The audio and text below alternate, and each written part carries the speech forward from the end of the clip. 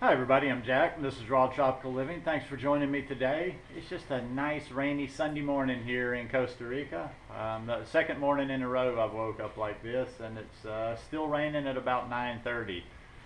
Now I did miss going to yoga this morning, but it was kind of a trade-off because it's just always so nice to wake up to a rainy morning, especially on the weekend.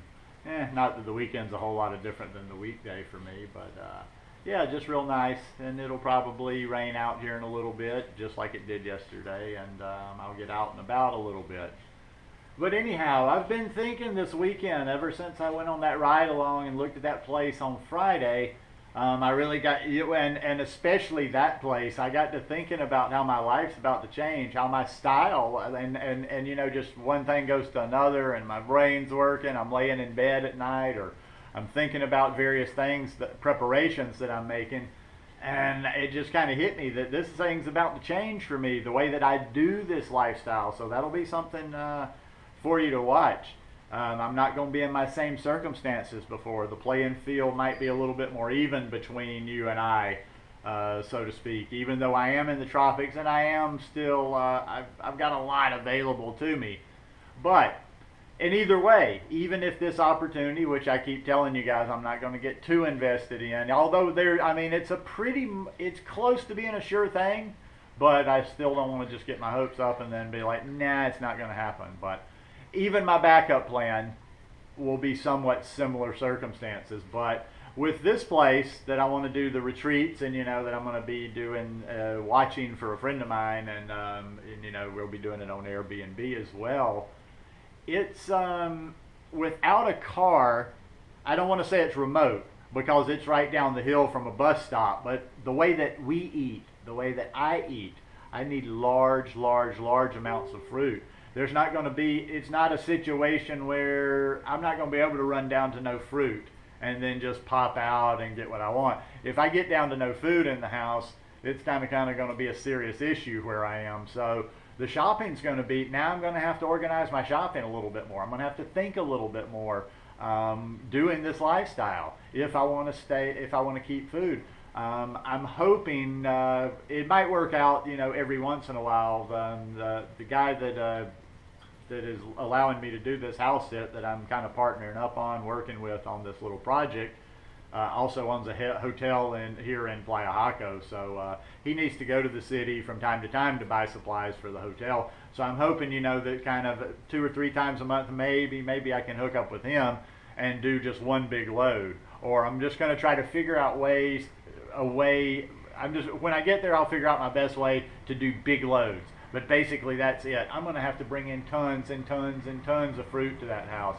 I've always seen all you people out there freezing your bananas, freezing these massive amounts of bananas, and I'm like, oh my God, I can't imagine peeling all those bananas. It gets so tedious, but I'm going to have to do that. I freeze like 10 or 20 bananas most of the time, and that's it, max.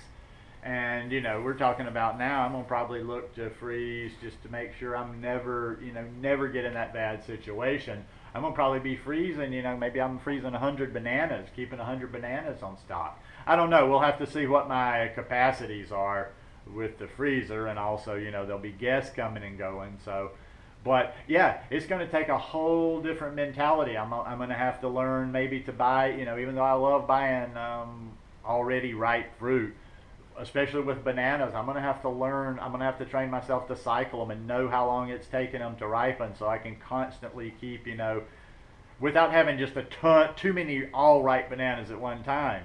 And with other fruit, I'm going to have to learn to keep lots of fruit in the house. I'm going to have to cut up mango. I've never really done a lot of storage other than just, every once in a while if I want to make myself a drink. It's going to be storage of fruit, buying fruit at different stages of ripeness. And to be quite honest, and I do it in the States, there will probably be some times where I'm eating cooked food here in Costa Rica now. Because like I say, I'm at a higher altitude. It's gonna be rainy season. There's the possibility that there's gonna be times where it rains 3 or 4 days in a row, and me not having a car, it's not gonna be that convenient to go out and look for food in the rain. So I'm gonna keep large amounts of food. There's these vegetables that they do for stews with beef and chicken here. Obviously, I won't do that, but it's got a big package of vegetables already ready for that, with like good tuber type vegetables like yucca and our purple sweet potatoes and ayote and carrots and potatoes. You know, you just put it in and it's like one big bag of stuff. So I probably will make some like clean soups with that.